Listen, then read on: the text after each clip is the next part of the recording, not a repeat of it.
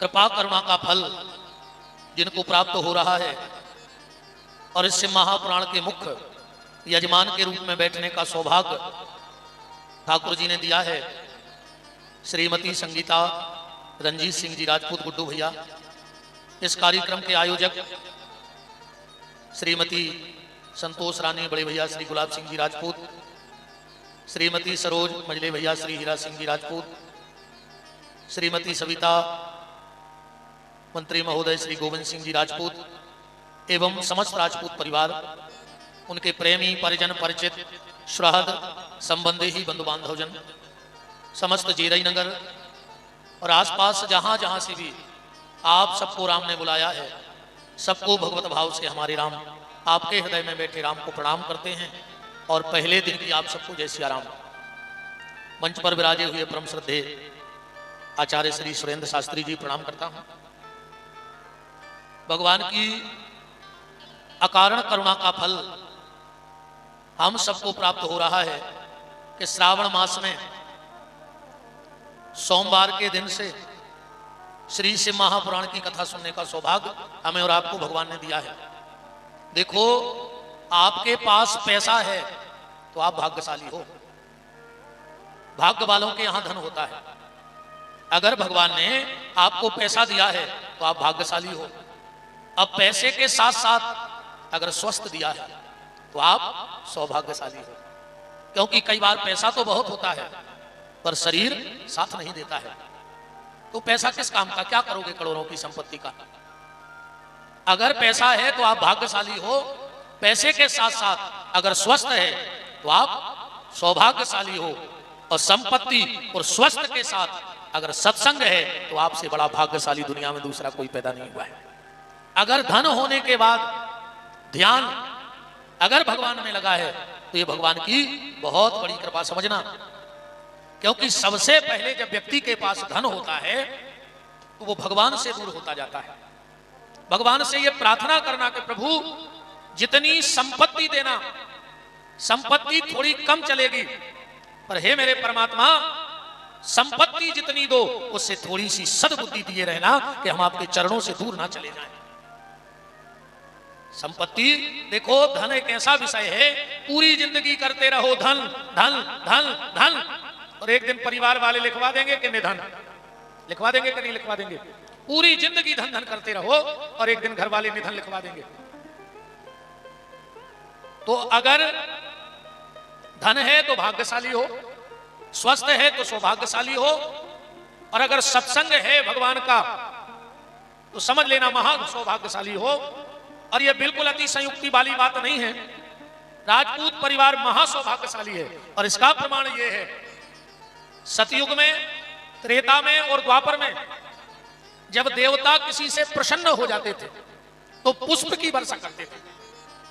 आप लोगों ने कई बार कथाओं में सुना होगा कि फला राजा के ऊपर पुष्प वर्षा हुई, इस राजा के ऊपर, उस भक्त के ऊपर। जब ध्रुव और भगवान मिले तो देवता ऊपर से पुष्प वर्षा कर रहे हैं। जब भगवान ने रावण को मारा तब पुष्प वर्षा हुई। तो सतयुग में, त्रेता में और द्वापर में देवता जब किसी भक्त से, किसी परिवार से प्रसन्न हो जाते थे तो पुष्पों की वर्षा करते थे। पर कलयुग में जब किसी परिवार से प्रसन्न हो जाते हैं तो उसके धार्मिक अनुष्ठान में जल की वृष्टि कर देते हैं। समझ लेना कि भगवान तुम्हारे ऊपर प्रसन्न है। अब तीसरी बात यह सुनना, जिसको जनता चुन लेती है, जिसको जनता चुन लेती है वो संसद में बैठता है। बैठता है कि नहीं बैठता? अगर जनता ना चुने तो कोई वहां तक पहुंच सकता है। जिसको जनता चुनती है वो सत्संग में बैठता है और संसद में बैठता है, और जिसे जनार्दन चुन लेता है वो सत्संग में आके बैठ जाता है। तुम सबको भगवान ने चुन लिया है, राजपूत परिवार को। और अभी आप शिव महापुराण की महिमा सुनेंगे तो आपको पता लगेगा कि ये ना तो धन से सुलभ हो सकता है, ना ये पुरुषार्थ से मिल सकता है, ना कर्म से मिल सकता है। ये तो भगवान की कृपा से ही मिलता है। जब उसकी कृपा किसी पे हो जाती है तब कहीं जाकर के सत्संग की प्राप्ति होती है।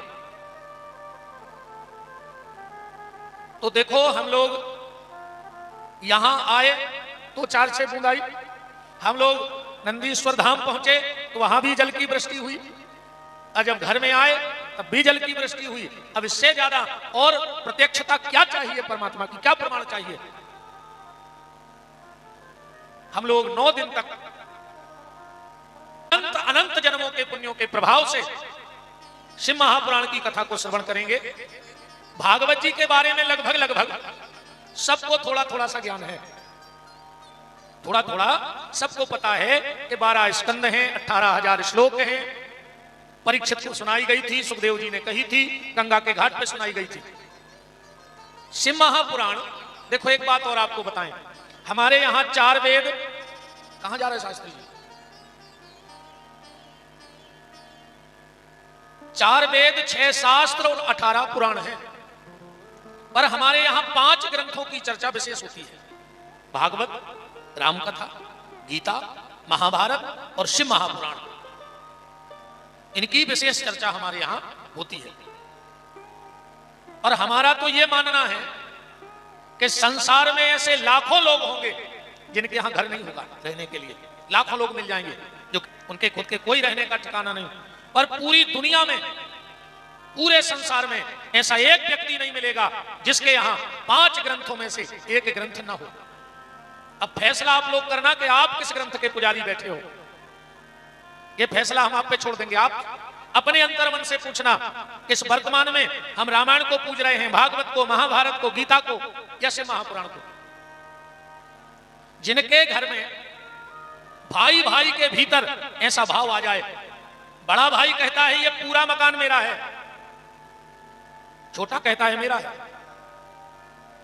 जहां मेरा शब्द लग जाए, बड़ा भाई कहे ये मेरा, छोटा भाई कहे ये मेरा, समझ लेना उसके घर में आज भी महाभारत की कथा चल रही है।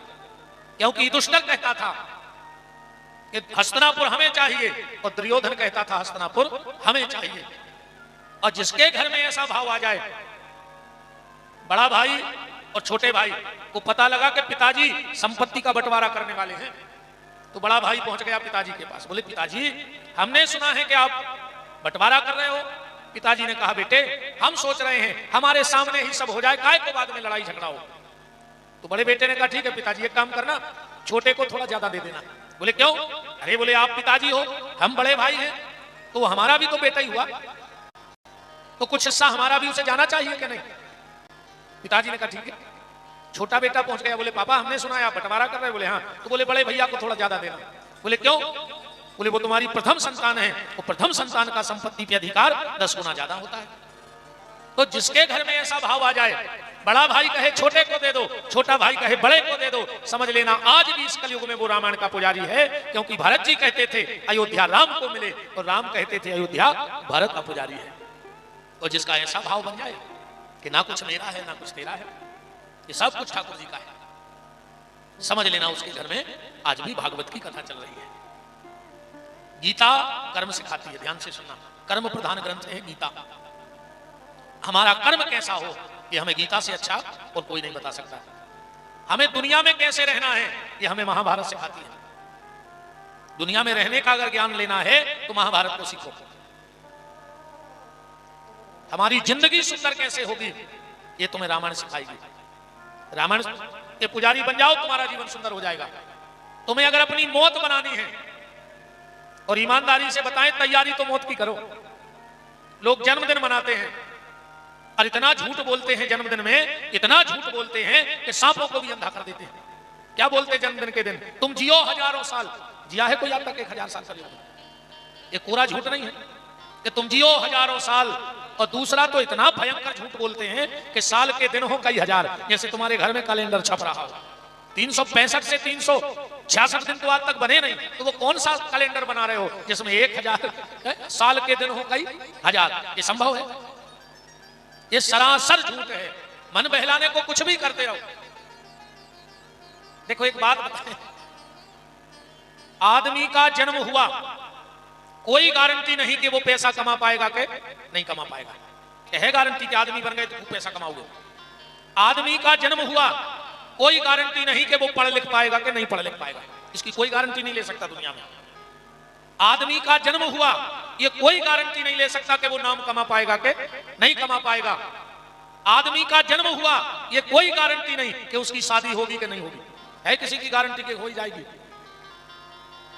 अरे हमारी तुम्हारी तो छोड़ दो, देश में कई मुख्यमंत्रियों की शादी नहीं भाई, अपनी कहां छोड़, अपन कौन गिनती में बताओ। कई प्रधानमंत्री भाई उनकी शादी नहीं भाई, कई राष्ट्रपति हो गए उनकी शादी नहीं भाई। बात तो उनकी किस्मत है कि एक के पति नहीं बने तो राष्ट्र के पति बन गए, जाई बड़ी बात है ना। और एक चीज की गारंटी है प्यारे, अगर मनुष्य का तन मिला है तो मरोगे जरूर, इसकी गारंटी है, इसमें कहीं कोई संशय नहीं है, मरना तो पड़ेगा। तो श्रीमद् भागवत की कथा हमारी मौत को सुंदर बनाती है, और शिव महापुराण की कथा, शिव महापुराण की कथा हमारे परिवार को सुंदर बनाती है। जिनको परिवारों से प्रेम हो, जो चाहते हैं कि हमारा परिवार कभी ना बिखरे, हमारा परिवार कभी ना टूटे, वो शिव महापुराण की पूजा करने लगो, शिव महापुराण की कथा सुनने लगो, तुम्हारा परिवार कभी बिखर नहीं सकता है। शिव महापुराण फैमिली मैनेजमेंट का ग्रंथ है। सीधी बात, अपनी फैमिली को कैसे मैनेज करना है, ये शिव महापुराण से अच्छा आपको दुनिया में कोई नहीं बता सकता है। तो हम लोग 9 दिन तक इस पावन पुनीत ग्रंथ को बड़े भाव के सहित श्रवण करेंगे। भागवत में 18,000 श्लोक हैं, श्री शिव महापुराण में 24,000 श्लोक हैं। शिव महापुराण में कितने श्लोक हैं? 24,000। अभी आप आरती में सुन रहे थे, 24,000 श्लोकों का सार यह पावन ग्रंथ कहा है। तो इसमें 24,000 श्लोक हैं। भागवत में है स्कंद, महाभारत में है पर्व, और इसमें है संहिताएं, या ये कहें कि 7 चैप्टर हैं, 7 संहिताएं हैं। इनमें पहली संहिता का नाम है बिंदेश्वरी संहिता, दूसरी संहिता का नाम है रुद्र संहिता, तीसरी संहिता का नाम है शतरुद्र संहिता, चौथी का नाम है कोटि रुद्र संहिता, पांचवी का नाम है उमा संहिता, छठवीं का नाम है कैलाश संहिता, और 7वीं का नाम है वायु संहिता। इन 7 संहिताओं से ये शिव महापुराण बना। इस महापुराण को किसने बोला? सबसे पहली बार भगवान शंकर ने इस ग्रंथ को नंदीश्वर को सुनाया था। नंदीश्वर ने यह ग्रंथ शिव महापुराण कार्तिकेय जी को कहा था। कार्तिकेय जी ने यह शिव महापुराण सोनक ऋषियों को, सनकादिक ऋषियों को कहा। सनकादिक ऋषियों ने सोनक ऋषियों ने सूत जी से, और सूत जी से सुनकर आज हम लोग इस मंगलमय चरित्र का श्रवण कर रहे हैं। अब भगवान शिव के बारे में एक बात समझ लेना कि राम का भी काम बिना भगवान शिव के नहीं बनता है। जब तक रामेश्वरम में भोलेनाथ की स्थापना नहीं कर लेते, तब तक रावण पर विजय प्राप्त नहीं कर पाए। गोविंद का भी काम बिना भगवान शिव के नहीं बना। जब तक वृंदावन में गोपेश्वर महादेव को नहीं बिठा लिया, तब तक कंस पर विजय प्राप्त नहीं कर पाए। और सीधी सीधी बात अगर यह कह दें कि जब कुछ नहीं था तो भगवान शिव थे, और जब कुछ नहीं रहेगा तो भगवान शिव ही रहेंगे, क्योंकि वो आदि अनादि अखंड हैं। शास्त्र कहता है जो व्यक्ति कभी गंगा नहीं गया, जिसने सप्तपुरियों का दर्शन नहीं किया, जो कभी गया नहीं गया, जो कभी चित्रकूट नहीं गया, जो कभी 12 ज्योतिर्लिंग के दर्शन करने नहीं गया, तो यहां श्लोक लिखा है गंगद्या पुनश्चैव सप्तपुरो गया तथा। अगर कोई व्यक्ति भाव से शिव महापुराण की कथा को सुन लेवे तो उसे 12 ज्योतिर्लिंग में अभिषेक करने का फल प्राप्त होता है। 12 ज्योतिर्लिंग में, गंगा में कल्पवास करने का फल प्राप्त होता है। जो शिव महापुराण की कथा सुनकर के और इसका फल अपने पितरों को दे देता है, भगवान शंकर उसके पितरों की मुक्ति करा देते हैं। भगवान शिव का काम है। गया जी में पिंडदान का फल शिव महापुराण की कथा, गंगा जी में रहने का फल शिव महापुराण की कथा, सप्तपुरियों में निवास करने का फल शिव महापुराण की कथा। और एक बात तो इतनी प्यारी लिखी है कलिकाल में, अश्वमेघ कृतम। कलयुग में अश्वमेघ संभव नहीं है, अश्वमेघ कोई कर नहीं सकता, क्योंकि अश्वमेघ में अश्व छोड़ा जाता है, घोड़ा, और वो पूरे पृथ्वी मंडल की दिग्विजय करके आ जाए और उस घोड़े को कोई बांधे ना, और अगर बांध ले तो उसे युद्ध करके उसको वापस लाया जाता है। अब इतना समय किसके पास है कलयुग में? किसी के पास नहीं है। तो कलयुग में अश्वमेघ यज्ञ कोई नहीं कर सकता है। असंभव है। पर इसी ग्रंथ में श्लोक लिखा है कि जिसके घर में शिव महापुराण की कथा हो जाती है उसको अश्वमेध यज्ञ करने का फल प्राप्त होता है। चाहे अश्वमेध यज्ञ कर लो और चाहे शिव महापुराण की कथा कर लो। दुनिया में कितने तीर्थ हैं पता है? 66,000 तीर्थ हैं प्रमुख। अब इतनी जगह तो हम लोग जा ही नहीं सकते, जिंदगी कम पड़ जाएगी। तो दुनिया के चाहे सारे तीर्थ कर लो और चाहे बैठ करके शिव महापुराण की कथा सुन लो।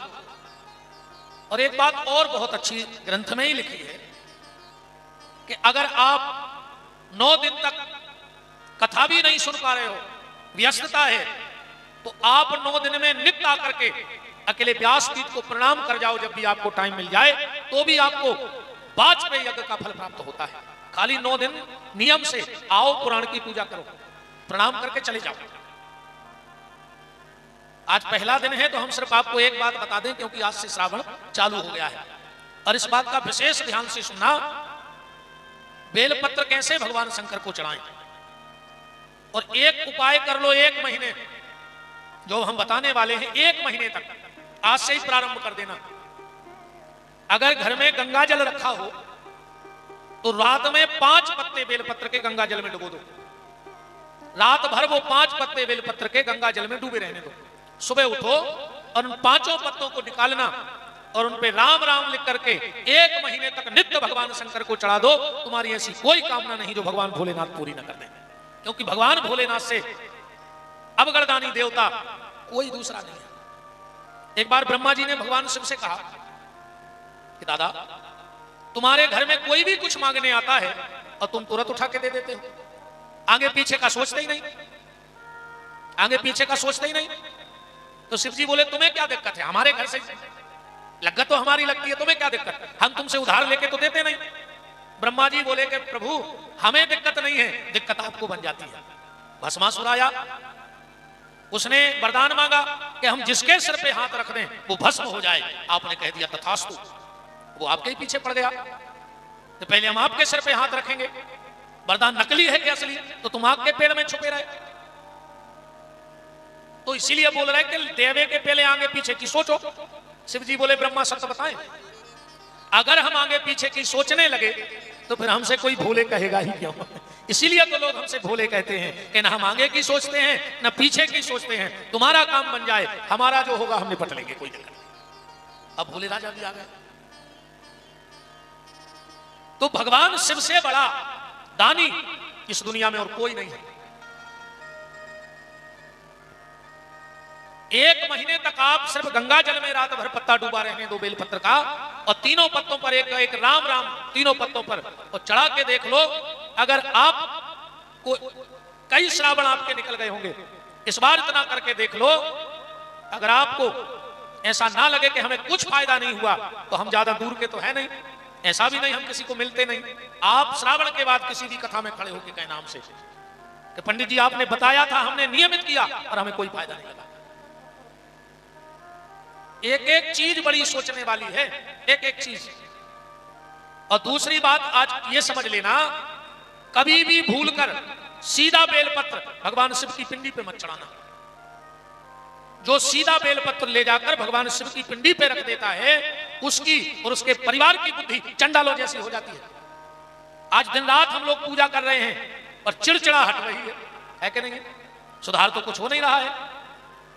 हम लोग कथा इसलिए सुनते हैं कि खाली पुण्य मिल जाए, बस, है ना? इसलिए कथा में बैठते ना कि पुण्य मिल जाए, बस हमें पुण्य मिल जाए। ऐसी कोई दुकान है आप लोगों की नजर में जहां पुण्य मिलता हो? 1,00,000-2 लाख रुपए किलो मिलता हो, करोड़ रुपए किलो मिलता हो? कथा पुण्य के लिए मत सुनो, कथा सुनो परिवर्तन के लिए, जीवन के रूपांतरण के लिए, जीवन में बदलाव के लिए। हमने कथा सुनी है तो कुछ ना कुछ ग्रहण करेंगे। रूपांतरण होना चाहिए जीवन का। आधे से ज्यादा लोग इसलिए कथा सुनते हैं कि पुण्य मिल जाए, आधे से ज्यादा लोग कथा सुनते हैं निपटाने के लिए। हाँ, अब 9 दिन में कुछ लोग हमें निपटाने आएंगे जो हमें जानते होंगे। बोले काहे? अब बोले विपिन बिहारी की कथा हो रही है, एक दिन उनको तो निपटा ही आए, कथा था नहीं सुनने, कछु आप औरों को निपटावे आए।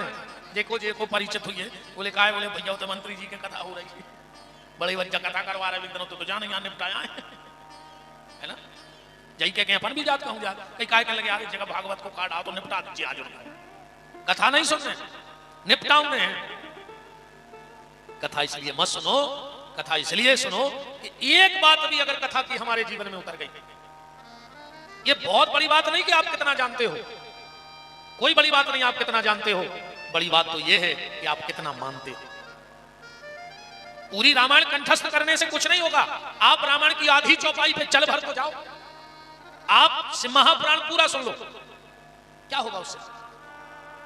अगर इसका एक शब्द भी आपने जीवन में उतार लिया तो बेड़ा पार हो जाएगा। सिर्फ एक शब्द, ग्रंथ तो बहुत बड़ा है, 24,000 श्लोक है। श्रावण चालू है, ये बात बेलपत्र की आज हम इसलिए कर रहे हैं, 5 पत्ते नित्य चढ़ाना भगवान शंकर को, गंगा जल में रात में डुबोना, सुबह निकालना, साफ कपड़े से उनको साफ करना, एक एक राम एक एक पत्ते पे लिखना, और चढ़ाना कैसे? सबसे पहला बेलपत्र जहां से जलहरी में जल गिरता है वहां रखना। और इस बार की कथा में हमारे जितने यूट्यूब पे भी भक्त सुन रहे, इस कथा में हम बताएंगे कि जलहरी प्रकट कैसे हुई। और अगर आपको किसी को पता हो तो हमें कल बता देना कैसे प्रकट हुई। नेट को सर्च कर लेना पूरी रात, नेट को भी छुट्टी है वो बता दे, पूरी रात नेट पे सर्च करियो कि भगवान शंकर की जलहरी कैसे प्रकट है। भाई एक आध कथा हो तो कल लाएंगे निकाल के। इस बार हम आपको इस महापुराण में बताएंगे कि जलहरी प्रकट कैसे हुई आगे आने वाली कथाओं में, दिनों में। तो सबसे पहली बेलपत्र जहां से जलहरी का जल गिरता है वहां रखना, दूसरा बेलपत्र जहां पिंडी और जलहरी इकट्ठे होते हैं वहां रखना, तीसरा बेलपत्र फिर भगवान शिव की पिंडी पे रखना, चौथा बेलपत्र नादिया को चढ़ाना। क्यों? विशेष भी ये है नादिया भगवान शंकर का। आप लोगों ने देखा होगा अक्सर करके शिव जी बैठते हैं मंदिर में और नादिया बैठता है बाहर, अक्सर करके 99% शिव मंदिरों में चले जाओ, शिव जी मिलेंगे भीतर, नादिया बाहर। एक बार पार्वती जी ने कहा कि दादा प्रभु आप तो मंदिर में बैठ जाते हो और नादिया को बाहर क्यों बिठाया? भगवान शंकर बोले देवी जब व्यक्ति मेरे मंदिर में आता है तो बड़ा नकली बन के आता है, बहुत नकली बन के जाता है मंदिर में आदमी, वो ये नहीं जानता कि हम भगवान को ठग नहीं पाएंगे। पर फिर भी बोलो अच्छा, हम मंदिर की जब सीढ़ी चढ़ते हैं कितने अच्छे हो जाते हैं, ऐसा लगता है कि 100 गलतियां ही नहीं जीवन में कुछ। अब मंदिर के बाहर आए तो जैसे थे वैसे ही हो गए, तो क्या भगवान ठग लिया तुमने भगवान को? भगवान तुम्हारे अंतर्मन की नहीं जानता कि तुम वास्तव में हो क्या। भगवान को सबसे ज्यादा अगर किसी से दिक्कत है तो छली और कपटी से। भगवान कहते हैं जैसे हो वैसे रहो। ये तो बहुत अच्छी बात है भैया कि कोई के मन की नहीं जाना, न जाने का हो गए। अगर मन की समझ जाए बगल वालों के जो का सोच रहे हैं बैठ के तो का हुई है बताओ, बताओ। अच्छा भाई मुझे तो हम अच्छा बोल रहे हैं पर मन में तो दिक्कत है। अब वो समझ ले सामने वाला तो दुनिया का कोई रिश्ता चल ही नहीं सकता। ये 3-4 काम भगवान ने बड़े सोच के किए हैं। पहला, अन्न में घुन लगा दिया। अन्न में अगर घुन ना लगता तो गरीब आदमी भूखों मर जाता। बड़े बड़े आदमी कुआं खोद के गेहूं दबा देते 7 पीढ़ी को, पर उन्हें पता है, उनको पता है कि 2-3 साल में उन्हें कीड़ा लग के खराब हो जाए, भूसा बन जाए, इसमें भी बेच लेते, गड़ा के रख देते सोने जैसे। दूसरा काम ईश्वर ने अच्छा किया कि मरने के बाद मुर्दे में बदबू भर दी। अगर मुर्दे में बदबू ना होती तो आदमी सुखा के शोकेस में रख ले। तो जैसे आज के बच्चा टेडी बियर रखते हैं, ऐसे हर घर में 10-12 बब्बा, 10-12 टोकरियां धरी होती। ये 6 नंबर के बब्बा जी, 7 नंबर के जी, 8 नंबर के, पर वो तो बदबू है तो बाहर देते। और तीसरा काम ये अच्छा कर दिया कि कोई किसी के मन की नहीं जानता। ईमानदारी बताओ भाई, अच्छी ठंड लगे है और 2 बजे रात को मेहमान आ जाए 2 गाड़ी भर के, और जब भी घंटी बजे अपन गेट खोल भी दें, कैसे करा था अपन? अरे बहुत अच्छा लगा, हम सोच ही रहे थे कि तुम्हें फोन लगे हैं, याद भी आ रही थी 2-3 दिन से। अब भीतर वालों कह रहा आधी रात है मरे मैं खुद सो रहा है ना हम सोन दे रहे, अपन बा नहीं जान पा रहा हूं मेहमान। बात सिर्फ ये है प्यारे कि भगवान को छली कपटी पसंद नहीं है। तो पार्वती जी ने पूछा भोलेनाथ आप बाहर भीतर बैठे हो और नादिया को बाहर बिठाया। भगवान शंकर बोले देवी आदमी जब गर्भगृह में भीतर जाता है तो नकली बन के आता है, पर जैसा ही बाहर आया तो असली रूप में आ जाता है। फिर शाम को हम नादिया से पूछते हैं बताओ कौन कैसा था? वो तो बहुत अच्छा था भीतर। तो नादिया कहते भोलेनाथ वो एक नंबर को कपटी है, तो वो भीतर बनाएगा तो बाहर हमसे पूछोगी। मंदिर के बाहर की हालत तो विशेष भी है। एक बात और है, कई बार आप लोगों ने भी देखा होगा, हर आदमी नादिया के कान में कछु बोलत है, हर आदमी की आदत है, पर आज तक पता नहीं कि बोलना क्या है। और जिस दिन तुम्हें यह पता लग जाएगा कि नादिया के कान में बोलना क्या है, 24 घंटे नहीं लगेंगे। मैं इस व्यास गद्दी से आपको विश्वास दिलाता हूं, आपका काम हो जाएगा। 24 घंटे नहीं लगेंगे, बस तुम्हें यह पता लग जाए कि नादिया के कान में बोलना क्या है, कि तुम्हारा संदेश भोलेनाथ तक पहुंच जाए। 5 लोगों की आवाज भगवान बहुत जल्दी सुनते हैं, इनकी बात टल नहीं सकती। सती की सबसे पहले पतिव्रता नारी की आवाज भगवान तक जाती है, चाहे वो किसी को आशीर्वाद दे दे और चाहे किसी से रुष्ट हो जाए तो दंड भी उसे बराबर मिलेगा, और अगर आशीर्वाद दे दे तो कृपा भी बराबर मिलेगी। पतिव्रता नारी की आवाज भगवान तक बहुत जल्दी पहुंचती है। सती की मतलब पतिव्रता, शंख की, गैया की, साधु की और भगवान पे पूर्ण समर्पित की, इन 5 की आवाज भगवान बहुत जल्दी सुन लेते हैं। तो चौथा बेलपत्र कहां चढ़ाना है? नादिया को। और 5वां बेलपत्र त्रिशूल पे चढ़ाना है। आप सिर्फ श्रावण के महीने में इतना करके देख लो, आपको भोलेनाथ की कृपा का पता लग जाएगा।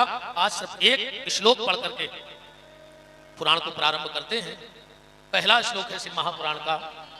हे हे सूत महाप्राज्ञ सर्व सिद्धांत वितप्रभु आख्या ही में कथा सार पुराणा नाम विंसता।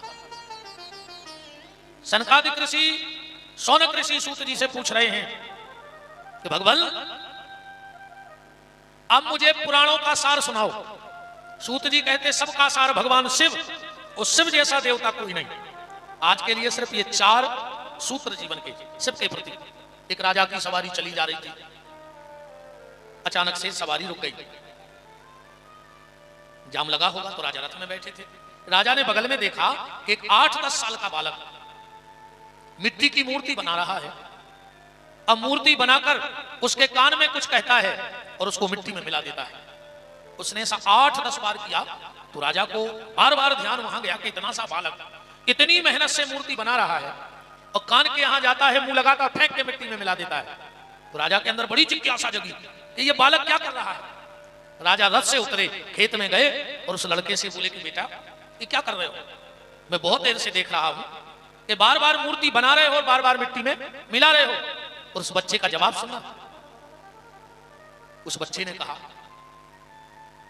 राजा मैं ये मिट्टी की मूर्ति बनाता हूं और इसके कान में कहता हूं बोलो ओम नमः शिवाय, और जब ये मिट्टी की मूर्ति नाम नहीं बोलती तो मैं इसे मिट्टी में मिला देता हूं। फिर तेरी क्या औकात है? अगर भजन नहीं करता तो भगवान को मिट्टी में मिलाएंगे कि नहीं मिलाएंगे? वो बालक और कोई नहीं, वो समय था। समय कब किसको कहां गिरा दे इसका कोई ठिकाना नहीं है। हम लोग एक बात कहते हैं, बहुत ध्यान से सुनना, कि उनके साथ 200 लोग परमानेंट, उनके साथ 2000 परमानेंट, उनके साथ 2 लाख परमानेंट। यहां किसी के साथ कोई नहीं है, बहुत ध्यान से समझना। यहां किसी के साथ कोई नहीं है। तो फिर ये 2-5 हजार की भीड़ काहे की है? बोले ये समय की भीड़ है। जब समय अच्छा आता है तो भीड़ अपने आप बढ़ जाती है, और जब समय खराब आता है तो अपने ही रास्ता काट के निकल जाते हैं। हाँ, यहां किसी के साथ कोई नहीं है, ये समय की भीड़ है। और समय अच्छा कब रहेगा? जुड़े रहोगे तो तुम्हारा समय कभी गड़बड़ हो नहीं सकता। और एक बात और ध्यान से सुन लो, जीवन में जब कभी ऐसा लगे कि हमारा समय थोड़ा विपरीत हो रहा है, हम डगमगा रहे हैं, हम जहां जाते हैं वहां लॉस होता है, वहीं हम नाकामयाब हो रहे हैं, तो घबराना नहीं। सिर्फ एक काम करना, उस वक्त तो मुझसे जुड़ जाना जिसका समय अच्छा चल रहा हो। तुम्हारा समय अपने आप अच्छा हो जाएगा। ये जिंदगी भर याद रखना, जब तुम्हारा समय खराब चले तो तुम उससे जुड़ो जिसका समय अच्छा चल रहा हो, तुम्हारा समय अपने आप अच्छा हो जाएगा। और ऐसे ना मानो तो ऐसे मान लो, आजकल तो प्रचार प्रसार के बहुत सारे साधन चल गए, ink media, print media, social media, दुनिया की चल गई। पहले प्रचार प्रसार का सिर्फ एक माध्यम था बड़े भैया, सिर्फ रेडियो। जब रामायण आती थी तब गिनी चुनी टीवी होती, और 2-4 गांव में एक टीवी हुई। ये तो अबई 10-20 साल को आए जो सब तमाशा, हमने वो समय देखा है। रेडियो माध्यम होता था प्रचार का। गांव में कोई 1-2 व्यक्ति इतने शौकिया होते थे रेडियो के कि वो दिन भर रेडियो बजाते। समाचार सुनने में, धरो ये बज रहा सेल बारो। अब उनको तो शौक था, पर गांव के कुछ लोग उनके घर सुबह सुबह गए, बोले दाऊ समाचार कब तक आ रहे हैं? बोले तुम्हें कहा लेने देने समाचारों से? बोले हमें कुछ नहीं लेने देने। बोले फिर काय पूछ रहे? बोले हम एक पूछ रहे हैं कि हमारी घड़ी चल रही है गड़बड़, तो हमें तुम्हारे रेडियो से तन्ना घड़ी मिलाने हैं बस। केहू आदमी अकेली घड़ी मिलावे जाते रेडियो से, क्यों? क्योंकि उनका समय गड़बड़ चल रहा था, वो रेडियो का समय सही चल, और जो रेडियो से घड़ी मिली तो इनकी भी ठीक चलने लगी कि नहीं चलने लगी? होता था ऐसे कि नहीं होता था? अभी रेडियो है बड़े भज्जा, अब समय बिल्कुल ठीक चल रहा हो हर तरफ से, नहीं चल रहा हर तरफ से, चाहे धन से हो चाहे धर्म से हो। शिव महापुराण की कथा हो रही, अच्छा बताओ समय खराब हो तो कथा हो जाती। मैंने भगवान के घर में अच्छा समय चल रहा हो, कहा हो राजपूत परिवार को, जब तो भगवान की कथा हो रही, आप सब बैठे हो, ना जाने किस भेष में नारायण आ जाए, ना जाने किसके भीतर बैठ के भगवान पधारेंगे यहाँ। तो अपन को क्या करने हैं 8 दिन?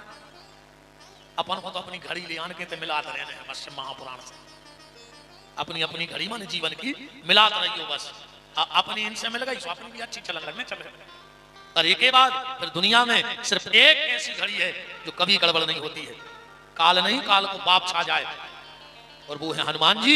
तो जिसके गांव में जहां हनुमान जी का स्थान हो, 24 घंटे में संकल्प ले लो कि एक बार हम हनुमान जी के मंदिर जाएंगे। कोई पूछे क्यों जा रहे? बोले अपनी घड़ी में लावे जा रहा है, उनकी 24 घंटा अच्छी चलत है, और अगर उनसे हमारी घड़ी जुड़ी रही तो अपनी घड़ी भी जीवन भर अच्छी चलती रहेगी। वो लड़का कौन था? समय। राजा ने कहा छोटा सा बच्चा है और बड़ा दिमागदार है, जब 8 साल में इसकी बुद्धि ऐसी है तो ये 28-30 का होगा तो बड़ा अच्छा विचारक बनेगा। तो बोले बेटा तुम हमारे राज्य में चलो, हम राजा हैं, हम तुम्हें मंत्री बना लेंगे अपना, बड़े हो जाओगे तो। उसने कहा बिल्कुल चलेंगे, पर हमारी 4 शर्तें हैं, अगर वो मान लोगे तो हम तुम्हारे साथ हैं। राजा ने कहा बताओ। राजा ने सोचा इतना सा बच्चा हमसे क्या शर्त रखेगा? बच्चा बोला राजा पहली शर्त हम भोजन करेंगे तुम भूखे रहोगे, दूसरी शर्त हम सोएंगे तुम जगोगे, तीसरी शर्त हम कपड़ा पहनेंगे तुम्हें बगैर कपड़े के रहना पड़ेगा, चौथी शर्त हम पे कोई भी कष्ट आएगा हम तुम्हें बताएंगे नहीं और तुम्हें हमारी मदद को आना पड़ेगा। राजा ने कहा पागल हो, ये कोई शर्त है कि तुम भोजन करो हम ना करें, तुम सो जाओ हम ना सोएं, तुम जागो है, तुम कपड़ा पहनो हम नग्न घूमें, और हमें क्या पता तुम्हारे जीवन में कब कष्ट आया? तो उस लड़के ने कहा राजा हम जिसके सहारे बैठे हैं वो ईश्वर मेरे लिए 4 काम कर रहा है, इसलिए तुम हमारी चिंता करने की फिक्र बिल्कुल मत करो, वो मेरे लिए 4 काम करता है ईश्वर। बोले कैसे? बोले वो खुद भूखा रहता है पर हमारे भोजन की व्यवस्था करता है। दुनिया में हर व्यक्ति उठता तो भूखा है पर सोता कोई भूखा नहीं है, कहीं ना कहीं से ईश्वर उसकी व्यवस्था कर देता है।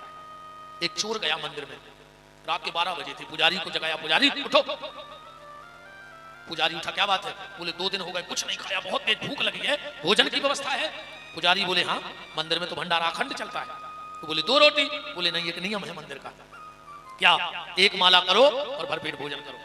अब चोर बोला हम चक्कू छुरा वाले आदमी, कहाँ माला हमारे पास? बोले वाह दीवार पे टंगी है, निकालो माला, करो भोजन करो जाओ। चोर ने कहा तुम्हें रोटी देना हो दो, नहीं देना हो मत दो, हमसे भजन नहीं होगा। चोर ने माला नहीं की और पुजारी ने भोजन नहीं दिया, चोर तो चला गया। अब जैसे ही पुजारी जी सोए भगवान सपने में प्रकट हो गए, पुजारी उठ, तूने उसको भोजन क्यों नहीं दिया? पुजारी बोले सरकार उसने भजन नहीं किया तो हमने भोजन नहीं दिया। भगवान बोले पुजारी तेरे मंदिर में एक दिन उसने भजन नहीं किया तो तूने उसको भोजन नहीं दिया, वो मेरे संसार में 40 साल से रह रहा है, उसने एक भी दिन मेरा भजन नहीं किया, फिर भी मैं उसके भोजन की व्यवस्था रोज बना देता हूँ, किसी भी प्रकार से बना देता हूँ, पर मैं उसके भोजन की व्यवस्था कर रहा हूँ। वो स्वयं भूखा सो जाए पर तुम्हें भूखा नहीं सोने देगा। भगवान भोलेनाथ विश्वनाथ है। दूसरी शर्त थी तुम जगोगे हम सोएंगे। उस भक्त ने कहा बोले राजा डाल पर एक पक्षी निर्विघ्नता से रात्रि में सो जाता है, उसे कौन बचाता है? वो तो सो गया, मतलब ईश्वर जाग रहा है, निरंतर ईश्वर जाग करके रक्षा कर रहा है। तीसरी बात शर्त क्या थी कि हम कपड़ा पहनेंगे तुम नग्न रहोगे। भगवान हम सबके कपड़ों की व्यवस्था कर रहे कि नहीं कर रहे? वो स्वयं नग्न है, भोलेनाथ दिगंबर है। एक बात और आज की कथा में सुन लो, अक्सर करके ये मंत्र लगभग सब बोलते हैं जितने भी लोग हैं, मंदारमाला कुलताल कायै कपालमालां चितशेखराय दिव्यंबराय च दिगंबराय नमः शिवाय च नमः शिवाय। ये तो हो गया शुद्ध, पर लगभग 99% नहीं 100% लोग, उसमें 1-8% विद्वानों को छोड़ दो जो गुरुकुलों में पढ़े हैं, बाकी हर व्यक्ति इस मंत्र को गलत बोलता है। शुद्ध उच्चारण है दिव्यंबराय च दिगंबराय, और आदमी जल्दी जल्दी में बोलते है दिगंबराय च दिगंबराय, दोनों बार दिगंबर दिगंबर कहता है। ये मंत्र है माता पार्वती और भगवान भोलेनाथ को घर में बुलाने का आवाहन। अब पहले माता से कहते हे माता तुम्हारे दिव्य आभूषणों से आप सुसज्जित हो, वो हमारे घर में आ जाओ, और दिगंबर भगवान भोलेनाथ वो हमारे घर में आए। अब तुम चिल्ला रहे हो दिगंबर आए चो दिगंबर आयो, बोले माता भी नग्न होके आवे और भोले भी नग्न होके आवे। माता नग्न होके रणचंडी बन के आती है, मृत्यु की देवी, जब तुम रोज अपने घर में उसे बुलाओगे तो कभी ना कभी तो वो आई जाएगी कि नहीं आ जाएगी। इसलिए मंत्र बोलने के पहले जो मंत्र न आवे उसको जरूरी नहीं कि तुम नहीं बोलोगे तो लोग क्या सोचेंगे, जो शुद्ध है वो बोलो, नहीं आता है नुकसान नहीं है, पर गलत बोलोगे तो उसका नुकसान है। भगवान दिगंबर है। और चौथी बात, हम पे कष्ट आवे और हम बताएंगे नहीं तुम्हें आना पड़ेगा, ये क्या है? ये धर्म है। हाँ, ये धर्म है। विषम और कठिन परिस्थितियों में सिर्फ तुम्हारा धर्म तुम्हें बचाता है, न परिवार बचा सकता है। पहुंच पकड़ काम आती है, आपके द्वारा किया हुआ धर्म ही आपके काम आता है। उसका भी कोई सीधा उदाहरण देख लो आप तो। द्रौपदी का चीर खिंचा, धनुर्धारी अर्जुन, गदाधारी भीम, विदुषण, नकुल, सहदेव, धृतराष्ट्र, भीष्म पितामह, कृपाचार्य, द्रोणाचार्य, एक से एक महारथी बैठे रहे, पर जब द्रौपदी की साड़ी खिंची तो किसी ने साथ दिया? सब तमाशा तो देखते रहे चारों तरफ बैठ के, पर साथ किसी ने नहीं दिया। जब द्रौपदी की साड़ी खिंची तो कौन काम में आया? बांके बिहारी काम में आए कि नहीं आए? अब द्रौपदी से ज्यादा तो हमारा पावर होगा नहीं, इतना बड़ा परिवार हमारा तो होगा नहीं, यहां साक्षात धर्म बैठा था। आखिरी में बांके बिहारी काम में आए कि नहीं आए? बस यही बात दिमाग में बिठाना कि जब द्रौपदी की साड़ी खिंची तो बांके बिहारी, जब हमारी आपकी नाड़ी खिंचेगी तभी बांके बिहारी ही काम आएंगे। पूरा परिवार सिर्फ चारों तरफ से तमाशा देखेगा, पर काम कोई नहीं आएगा। धर्म पता है कैसे काम में आता है? मोबाइल। मोबाइल आजकल तो मोबाइल ऐसी समस्या बन गया है, ऐसी समस्या, हर आदमी पागल है मोबाइल में। अभी क्या हुआ कि पति देव भोजन कर रहे थे, मोबाइल चला जा रहे थे और भोजन कर जा रहे थे, तो पत्नी को डांटने लगे, अरे तुम्हारा मन नहीं लगता घर में, तुम्हारा दिमाग ठीक नहीं है, 24 घंटे मोबाइल चलाती हो, जब देखो जब मोबाइल, खुद मोबाइल चला रहे हैं, रोटी खा रहे हैं और पत्नी को डांट रहे हैं। पत्नी बोली क्या हो गया? बोले आज तुमने फिर सब्जी में नमक नहीं डाला। पत्नी बोली तो सब्जी में कोर लगाओ, गिलास में डुबो डुबो खाई का रहे। ये हालत है आज की, पागल है आदमी मोबाइल के लिए, हैं? बताओ 24 घंटे मोबाइल। अब पति पत्नी तो भगवान ही मालक है आज के समय में, नहीं है? शुरू शुरू में जब शादी होती है तो 6 महीने तक पति बोलता है और पत्नी सुनती है, 6 महीने बाद पत्नी बोलती है और पति सुनता है, और 1 साल बाद दोनों बोलते हैं और पूरा मोहल्ला सुनता है। हाँ, अरे भैया क्या कहें, आजकल तो एक नया शब्द चल गया है, जानू। घर वाले से क्या कहती हैं? जानू। वो कि ये कि ना मानू, और फिर भी जानू। अरे अगर जानू है तो कि मानू ना, काहे के जानू? बताओ। बात सिर्फ ये चल रही थी कि धर्म कैसे साथ देता है। मोबाइल आप लोग जानते हैं, हम लोग मोबाइल में अलार्म लगाते हैं, लगाते कि नहीं लगाते? पर जिस वक्त अलार्म लगाते हैं उस वक्त अलार्म बजता नहीं है, पर जिस वक्त का लगा है आप भले भूल जाओ लगा के, पर 1 सेकंड यहां वहां नहीं होगा और अलार्म बजने लगेगा। जिस वक्त लगाया है उस वक्त नहीं बजता, पर जिस वक्त का लगाया है उस वक्त बजेगा, तुम भले भूल जाओ। तो ये कथा, धर्म, कर्म, दान, पुण्य, तीर्थ, बड़ों की सेवा, माँ बाप की आज्ञा, ये क्या है? ये तुम मन का अलार्म लगा रहे हो। तुरंत तो नहीं दिखेगा, तुमने आज 1 घंटे कथा सुनी, इसका फल तुम्हें तुरंत नहीं मिलेगा, पर आज अलार्म मन का सेट हो गया है, एक ना एक दिन बजेगा जरूर। कई बार हम लोग कहते अरे भैया आज तो हमारा बेटा दूसरी छत से नीचे गिरा, ना जाने हमने क्या सत्कर्म किए थे कि आज वो बच गया, मतलब कभी तो किए थे, तब तो बच गया ना, वहां से गिरता तो मर नहीं जाता। कई बार हम लोग कहते आज तो भैया 2 मिनट और बैठी रहो माता जी, हरो जाने तो सवाई को है, बैठ जाओ, जाने तो सवाई को, हमें भी जाने तुम्हारे भी जाने, पर कोनो समय के पेल चलो जाए तो अच्छो नहीं लगा। ठीक, 5 मिनट और बैठे रहो, जाने तो सबाई को है, इतने रुकने को नहीं है। फिर वह चर्चा सी होती यार, समय ने हथौड़ भी चले गए, तब अपन ऐसी चर्चा नहीं हो पाए अपनी। 5 मिनट और हम इस बात को भर पूरा कर दें। कई बार हम लोग कहते आप तो भैया बिल्कुल ट्रक के सामने आ गए, बाल बराबर बच गए, न चटनी बट जाती, का पता नहीं कौन धर्म काड़े आ गए। मतलब कभी ना कभी किया होगा तब तो आया, और ना किया होता तो कहां से आ जाता। तो अगर भगवान से जुड़े रहोगे तो फिर ईमानदारी जा है। अगर हम भजन से दूर जा रहे तो फिर आदमी की औकात बस इतनी है। ये बात से आज की कथा को विराम, ध्यान से सुनना कि आदमी की औकात क्या है आज की। एक माचिस की तिल्ली, एक माचिस की तिल्ली, एक लोटा घी, एक माचिस की तिल्ली, एक लोटा घी, लकड़ियों के ढेर पे कुछ देर में राख, बस इतनी है आदमी की औकात। बोलो इससे ज्यादा औकात है नहीं। एक माचिस की तिल्ली, एक लोटा घी, लकड़ियों के ढेर में कुछ देर में राख, बस इतनी सी है आदमी की औकात।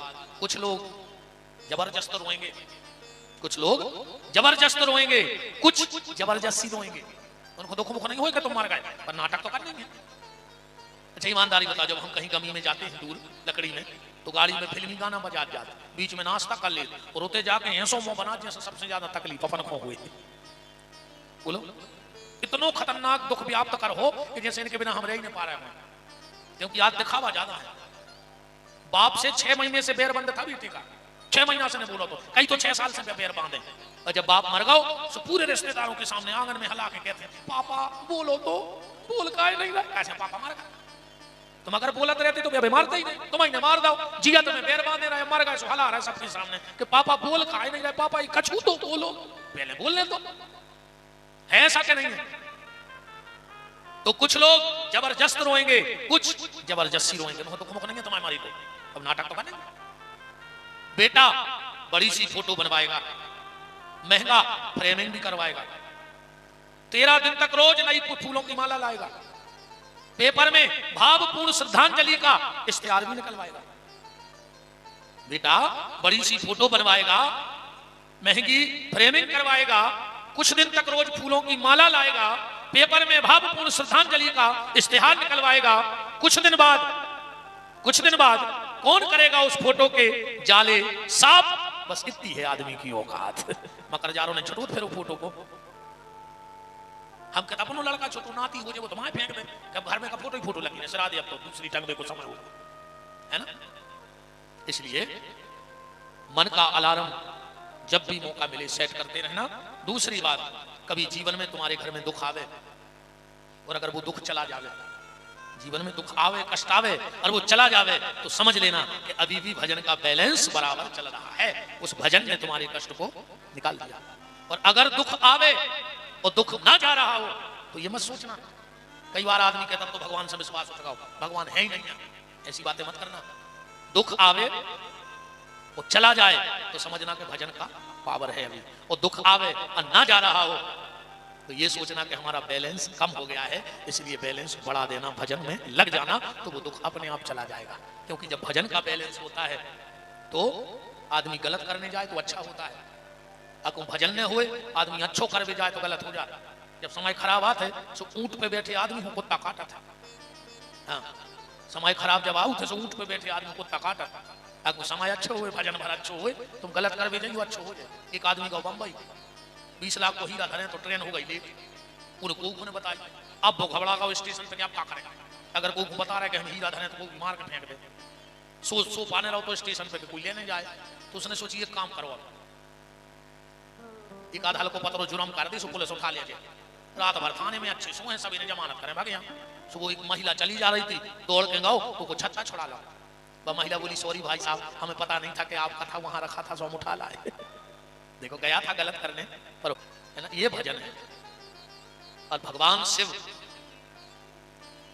आज यहीं पे कि जब राम का काम चलता, कृष्ण का काम बगैर शिव के नहीं चलता, तो हमारा आपका काम बगैर भोलेनाथ के कैसे चलता है।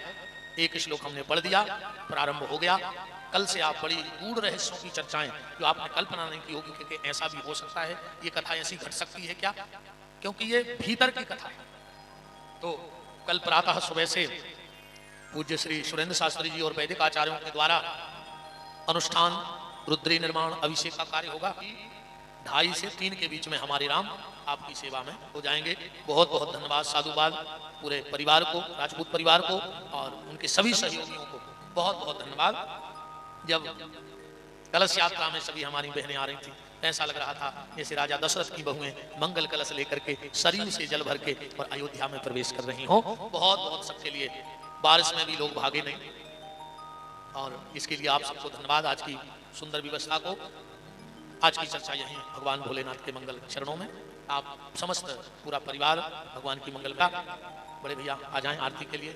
हमारे भोले राजा भी विराजे हैं, सुंदर सिंह जी, हमारे ठाकुर साहब लोहारी वाले, सच जी, और आप सभी भगवान की मंगलमयी आरती में सम्मिलित रहें।